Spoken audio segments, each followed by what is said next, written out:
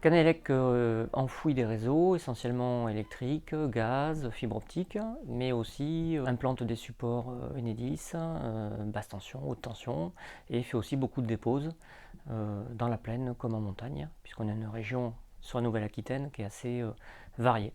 Alors on réalise actuellement des gros chantiers de pose de câbles HTA, en Dordogne notamment, mais aussi dans les Pyrénées-Atlantiques, voire Hautes-Pyrénées.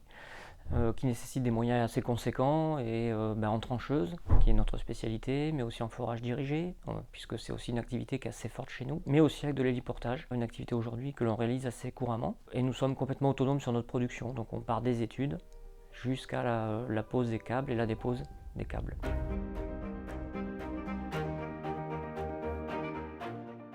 L'avantage de Canelec, effectivement, sur la région, en tout cas, c'est d'être très bien équipé et d'avoir aussi un personnel complètement autonome et compétent. L'autonomie d'entreprise fait qu'on se différencie par rapport à la concurrence.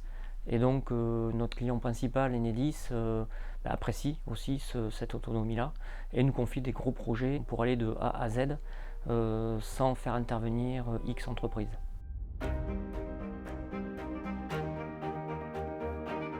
Nous avons des équipes lourdes qui rayonnent sur tout le secteur Nouvelle-Aquitaine. Donc effectivement on travaille dans le Pays Basque, dans les Landes, en Charente, Dordogne, donc sur une région assez grande. Nous avons une grosse activité cartographique et bureau d'études. On est certifié ISO depuis les années 2000. Et là donc on s'est lancé dans un projet de démarche RSE et avec un objectif d'évaluation pour fin 2020.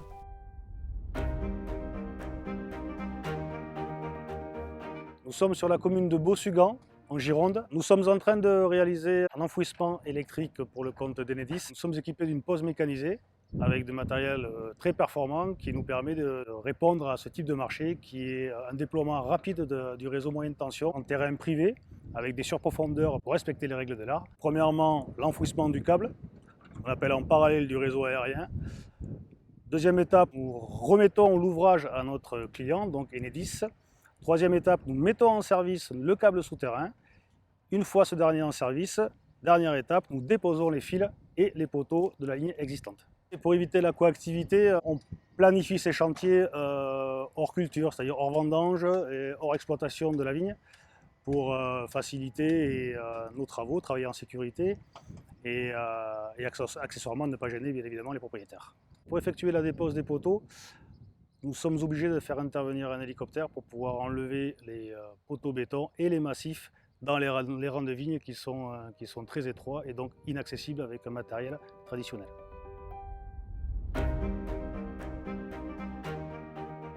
Je m'occupe de toute la partie topographie et cartographie de l'entreprise. Donc sur ce type de chantier, on va intervenir à différents moments. Donc soit en amont du chantier pour faire des levées de fond de plan pour l'étude ou des profils aussi pour certaines parties spécifiques comme les forages.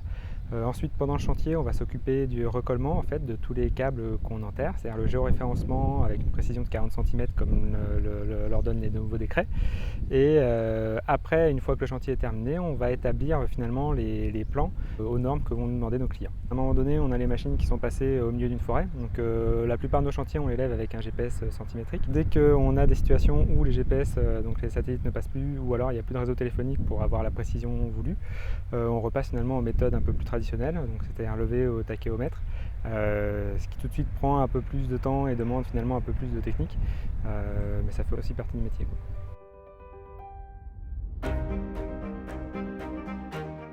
C'est une force interne, on est passé par des hauts et des bas, grâce à l'équipe qui fait qu'on est en scope, il y a forcément une motivation supérieure, une solidarité. Après, c'est une société normale, on est avant tout une SA, mais une SA où les gens sont au cœur de l'entreprise. Sous Statuscope, moi je ne connaissais pas avant d'y rentrer et j'ai découvert finalement une entreprise qui déjà laisse beaucoup de chance aux jeunes, aux débutants. On m'a formé, on m'a appris le métier, que ce soit les bureaux ou le terrain, tout le monde parle, il n'y a rien qui reste non dit, c'est-à-dire qu'on avance tous dans le même sens. C'est ce qui fait notre force. C'est grâce à cet esprit, à cette cohésion, à cette mobilisation qu'on a fait notre place, quoi, tout simplement.